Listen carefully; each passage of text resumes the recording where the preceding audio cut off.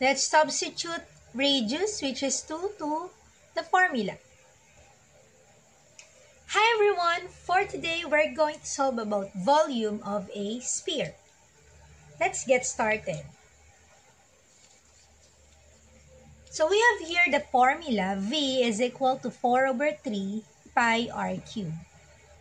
Take note that pi here that can be used is 3.1460. Okay? So number 1. Volume is equal to 4 over 3 pi. Change the value of r, which is 2, and then cube. Copy again 4 over 3 pi. Let's solve first 2 times 2 times 2. This is 8. Again, this is not 2 times 3. It's 2 times 2 times 2. Next is multiply 8 and 4. That is 32. Over the denominator, which is 3 pi. We may use the value for pi, which is 3.1416, multiply it to the numerator, which is 32. So 32 times 3.1416 divided by 3 is equal to 33.51.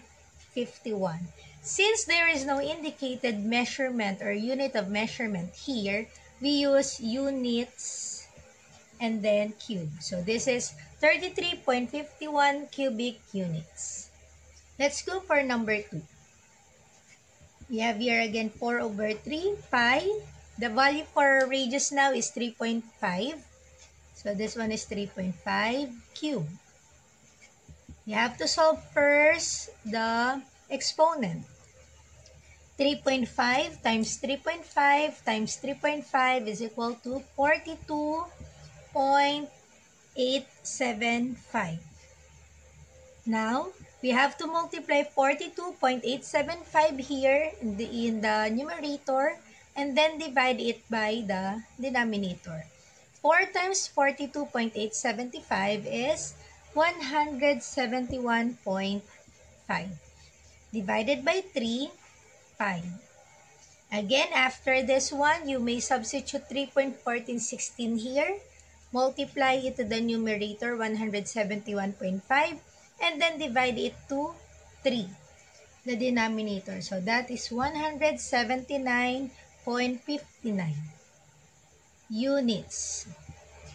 Of course, it should be cubic units.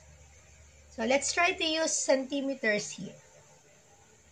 Number 3.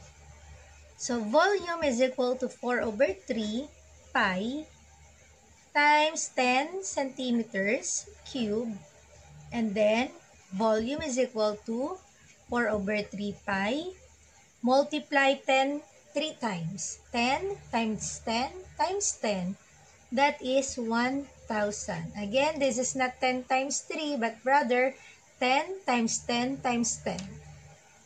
Volume is equal to 4 times 1,000, that is 4,000, over 3 pi. And then, substitute the value for pi, which is 3.1416. Multiply it to 4,000 divided by 3. That is 4,188.79. We have here units, so cubic centimeters. Alright? So this is how you solve for the volume of a sphere. Now try it yourself. Solve for the value of volume of the sphere given the radius, which is 9.8 centimeters. Comment down your answer on our comments section. Don't forget to like, subscribe, and follow our page, Math Teacher Gon. See you in our next video. Bye-bye!